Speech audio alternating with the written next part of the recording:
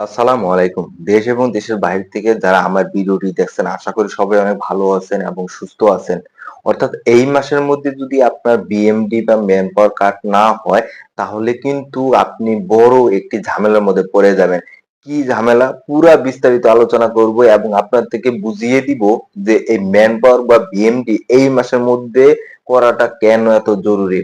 একটু কষ্ট করে ভিডিওটি দেখার চেষ্টা করবেন। আর যদি আমার চ্যানেলটা সাবস্ক্রাইব না করে থাকেন অবশ্যই সাবস্ক্রাইব করে বেল বাটনটি অন করে দিবেন এবং এই ভিডিওতে লাইক কমেন্ট এবং সবার মাঝে শেয়ার করে দিবেন বিশেষ করে প্রবাসী ভাইদের কাছে। এখন আসেন যে এই বিএমডি বা ম্যান পাওয়ার কার্ড নিয়ে কিন্তু বর্তমান সময়ে অনেক সমস্যা চলতেছে। স্টেপ বাই স্টেপ সমস্যার সম্মুখীন হচ্ছেন আপনারা যারা বিদেশে যাবেন। অনেকেরই দেখা যাচ্ছে যে আপনার ভিসার মেয়াদ শেষ হয়ে যাচ্ছে, কারো মেডিকেলের মেয়াদ শেষ হয়ে যাচ্ছে, কারো মুফার মেয়াদ শেষ হয়ে যাচ্ছে ইত্যাদিতে নানা কারণে সমস্যা দেখা দিচ্ছে, কিন্তু কারো বিএমডি বা ম্যান পাওয়ার আপনাদের হচ্ছে না। এর আগে যে তারা যে একটি নিয়ম চালু করেছিল যে আপনার প্রতিটি ইনজারে যে আপনার ৫টার উপরে যদি নিচে ভিসা থাকে তাদেরকে বিএমডি বা ম্যান পাওয়ার কার্ড দিবে, অর্থাৎ ৫টার উপরে তাদেরকে বিএমডি বা ম্যান পাওয়ার কার্ড দিবে না। পরবর্তীতে অর্থাৎ ৩ তারিখ থেকে যে নোটিশটি জারি করা হয় সেটি হচ্ছে আপনার ৩১শে জুলাইয়ের আগে অর্থাৎ গত মাসের আগে যাদের ভিসা হয়েছে তাদের কিন্তু বর্তমান অর্থাৎ ১ মাস সময় দিয়েছে। মাত্র ১ মাসের মধ্যে স্ব এজেন্সির কাছ থেকে আপনাদের বিএমডি বা ম্যান পাওয়ার বুঝে নেওয়ার জন্য তাদেরকে নির্দেশনা দেওয়া হয়েছে। এটাই কিন্তু মেইন একটি সমস্যা, সেটা হইতেছে ১ মাস।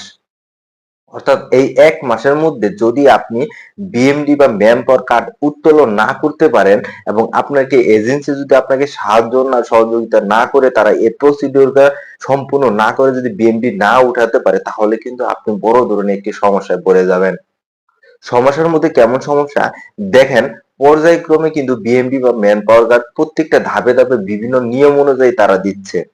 এখন যদি আপনি এই মাসের মধ্যে বিএমডি বা ম্যান পাওয়ার কার্ড যদি আপনি উত্তোলন না করতে পারেন তাহলে কিন্তু পরবর্তীতে সময়ে হয়তোবা গ্রুপ ভিসা বা সিঙ্গেল ভিসা অর্থাৎ এই সময়ে যাদের ভিসা হয়েছে তাদেরকে বাদ দিয়ে নতুন যাদের ভিসা হবে বা হচ্ছে তাদের আবার ম্যান পাওয়ার বা বিএমডি কার্ড তাদের ওই পর্যায়ে তারা কাজ করতে পারে।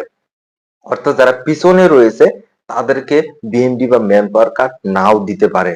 এটি কিন্তু সম্ভাবনা রয়েছে। সেজন্যই কিন্তু তারা ৩ তারিখে যে নোটিশটা দিয়েছে তারা বলেছে যে প্রত্যেকটাই অর্থাৎ ৩১শে জুলাই গত মাসের আগে যাদের ভিসা হয়েছে প্রত্যেক জনকে এজেন্সির সাথে যোগাযোগ করে তাদের পুরা আপনার অ্যাপ্লিকেশনটা কমপ্লিট করে আপনার অনলাইনে আপনার অর্থাৎ ১ মাস অর্থাৎ ৩১শে আগস্ট পর্যন্ত সময় রয়েছে। এই ১ মাসের মধ্যে তারা যেন আবেদন করে ম্যান পাওয়ার বা বিএমডি কার্ডগুলো সংগ্রহ করে নেয়।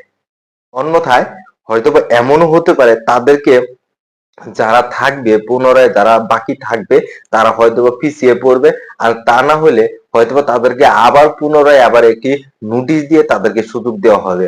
আর এমনও হতে পারে যারা নতুন হচ্ছে বা হবে তাদেরকে সুযোগ দিয়ে অর্থাৎ পিছনে যারা রয়েছে তাদেরকে সুযোগ নাও দিতে পারে।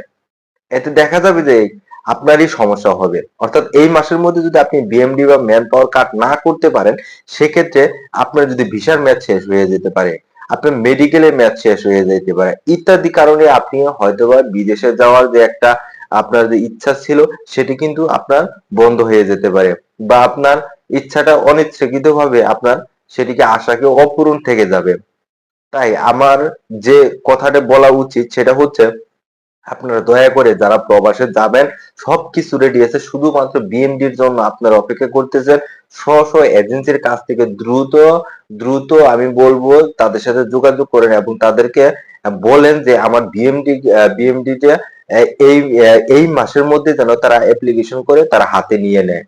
অন্যথায় কিন্তু আপনি পিছিয়ে যাবেন, হয়তোবা আপনারও ভিসার মেয়াদ শেষ হয়ে যাবে। আপনাদের কাছে যারা বিদেশে যাবেন তাদের কাছে একটা অনুরোধ থাকবে, আপনারা এই ১ মাসের মধ্যে আপনারা বিএমডি বা ম্যান পাওয়ার করে নেওয়ার চেষ্টা করেন। তা না হলে কিন্তু আপনারাও সমস্যায় পড়ে যেতে পারেন। যদি এই ভিডিওটা ভালো লাগে অবশ্যই লাইক, কমেন্ট এবং বেশি বেশি শেয়ার করে দিবেন। সবাই ভালো থাকবেন, সুস্থ থাকবেন। আল্লাহ হাফেজ।